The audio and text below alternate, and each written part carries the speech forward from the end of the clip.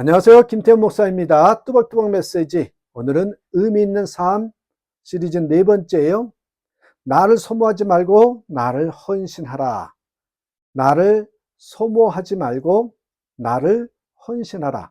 로마서 12장 1절에서 2절의 말씀 가지고 함께 뚜벅뚜벅 걸어가겠습니다. 여러분 어떠세요? 오늘 제목을 생각하면서 나는 지금 헌신하고 있는가, 아니면 나는 나를 소모하고 있는가 한번 생각해 보셨으면 좋겠습니다. 요즘 많은 사람들이 이렇게 말해요. 너무 지쳤어요. 다 쏟아 놓았는데 남는 게 없네요. 내 나름 다 쏟았는데 남는 게 없어요. 그런데요, 자세히 들여다보면 그들의 문제는 일이 많아서가 아니라 방향이 잘못돼서입니다. 헌신이 아니라 소모로 살고 있기 때문이지요. 여러분, 헌신은 나를 살리고요, 소모는 나를 고갈시킵니다. 둘 다 에너지를 쓰지만 결과는 완전히 달라요. 헌신은 의미를 낳고 소모는 허물을 낳습니다. 그 차이는 단 하나, 누구를 위해 살고 있는가? 누구를 위해 살고 있느냐는 것입니다. 자, 소모되는 삶은요, 나 중심에서 시작됩니다. 세상은 끊임없이 이렇게 말하죠. 너 자신을 위해서 살아라. 남 신경 쓰지 말고 너 하고 싶은 대로 해라. 물론요, 그럴듯하지요. 근데 여러분, 그 말 속에 함정이 있어요. 나를 위해 살면 결국 나를 잃어버립니다. 왜냐하면 인간은 관계적인 존재라 그랬죠. 하나님을 닮은 존재이기 때문입니다. 하나님은요, 주시는 분이십니다. 그분의 형상대로 지음받은 우리는 드릴 때 가장 행복하도록 설계되었거든요. 그래서 자기 중심으로 살면 살수록 공허해지고, 누군가를 위해서 살면 살수록 영혼은 훨씬 더 풍성해져요. 영혼이 살아난다는 말입니다. 그래서 여러분, 이 헌신이란 단어는 의무가 아니라요, 사명입니다. 로마서 12장 1절 보세요. 너희 몸을 하나님이 기뻐하시는 거룩한 산 제물로 드리라. 이 말씀은 너 자신을 바쳐라 라는 무거운 명령이 아니에요. 그런 명령이 아니에요. 너의 존재 전체로 하나님께 응답하라 라는 사랑의 초대입니다. 하나님은 우리의 필요를 원하시는 분이 아니라 우리의 마음을 원하신 분입니다. 헌신은 억지로 하는 종의 일이 아니라 여러분 너무 좋아서, 너무 기뻐서 기쁨을 드리는 그 자녀들의 반응이 바로 헌신이에요. 그래서 헌신은 부담이 아니라 특권입니다. 하나님께서 내 인생을 맡길 때 그분은 나보다 더 좋은 방식으로 내 삶을 사용하시거든요. 어느 마을에 두 개의 등불이 있었어요. 하나는 기름을 아껴서 희미하게 타는 등불, 다른 하나는 자신을 완전히 태워서 빛을 내는 등불이 있었어요. 시간이 지나자 첫 번째 등불은 그릇만 남았고요, 두 번째 등불은 사라졌지만 사람들의 길을 비추었습니다. 사람들은 이렇게 말하죠. 그는 사라졌지만 그 빛은 아직 남아있다고. 여러분, 이게요, 헌신의 삶이에요.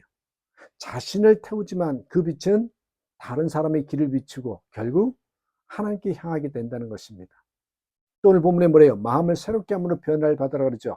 2절에 이래요. 너희는 이 세대를 본받지 말고 오직 마음을 새롭게 함으로 변화를 받으라. 세상은 성과를 말하지만 하나님은 이 변화를 말씀하십니다. 세상은 얼마나 많이 이루었느냐 그걸 보지만 하나님은 얼마나 변화됐고 얼마나 새로워졌고 얼마나 성숙해졌느냐 그걸 보십니다. 진짜 헌신은 이 외적인 결과가 아니라 이 내면의 변화입니다. 그 변화는 이제는 내 뜻이 아니라 주님의 뜻대로, 내 뜻이 아니라 주님의 뜻대로라는 고백에서 시작되지요. 그래서 여러분, 헌신은요, 우리가 착각하시면 안 돼요. 드림이 아니라 거듭남입니다. 우리는 종종 헌신을 시간이나 노력을 드리는 것으로 생각해요. 하지만 하나님이 원하시는 헌신은요, 인생의 중심을 내어 드리는 것입니다. 무슨 말이에요? 하나님, 제 인생의 주인은 이제 제 자신이 아닙니다. 하나님이십니다. 그 중심을 내어 드리는 거예요. 이 고백이요, 헌신의 본질입니다.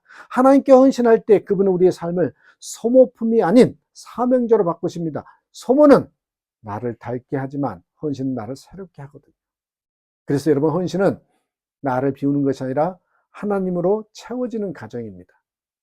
세상은 네가 주면 잃는다고 맞았지만 하나님은 네가 줄 때 채워주겠다고 말합니다. 예수님은 자신을요 내어 주심으로 세상에 생명을 주셨잖아요. 그래서 이렇게 얘기해요. 마태복음 16장 25절에 자기를 위하여 목숨을 잃는 자는 잃을 것이요 나를 위하여 잃는 자는 얻으리라. 이게 헌신의 역설입니다. 여러분, 내어줌이 손해가 아니라 그 안에 가장 큰 충만이 있어요. 하나님은 헌신하는 사람의 빈자리를 자신의 인재로 채우십니다. 여러분 한번 생각해 보십시다. 우리 자신은 불타는 초인가 아니면 식은 재와 같은가? 가끔은 우리 신앙이 이렇게 변합니다. 처음에는 불타는 초 같았는데 시간이 지나면 점점 연기만 남습니다. 처음에는 예배에 눈물이 있었고 섬김의 기쁨이 있었는데 어느 순간 그 자리가 음으로 바뀌어 버렸어요. 그때 하나님 우리에게 이렇게 말씀하셔요. 내가 너를 불렀던 이유를 기억하라고. 내가 너를 부른 이유를 기억하라고. 하나님은 우리를 사용하시기 위해 부르신 것이 아니라 사랑하기 위해 부르셨잖아요. 헌신은 사랑에 대한 응답이지 의무에 대한 반응이 아니에요. 여러분, 오늘 우리의 인생이 어디를 향하고 있습니까? 혹시 의미 없이 반복되는 일상 속에서 점점 소모되고 있지는 않습니까? 하나님 우리에게 이렇게 말씀하셔요.